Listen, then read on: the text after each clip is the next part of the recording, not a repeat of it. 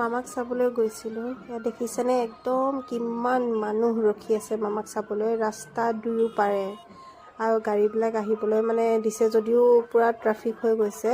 একদম মানে হুলস্থুল, চাৰিওফালে হুলস্থুল মামাক চাবলৈ একদম।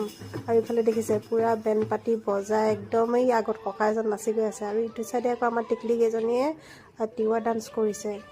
সিহঁতে যে কিমান নাচিছেও এইটো ৰ'দত, একদম ৰঙা হৈ গৈছে গোটেইকেইজনী।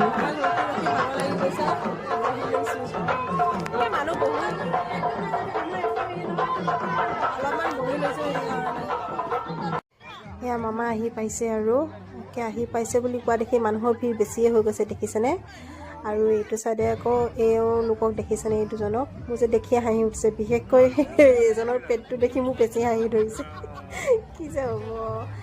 এয়া আহি পাইছে আৰু এই পিছৰ গাড়ীখনত দেখিছেনে কিমান ভিৰ। এয়া হ'ল আমাৰ মামাৰ একদম। তেওঁক আজি মানে ইমান ওচৰৰ পৰা দেখি মনটো ভালে লাগিলে বাৰু। বহুত সময়ৰ পৰা বহুত মানুহে তেওঁ এই অকণমান সময় মানে চাবৰ কাৰণে কিমান যে ৰখি আছে মানুহবিলাকে ৰাতিপুৱাই 10-9টাৰ পৰাই।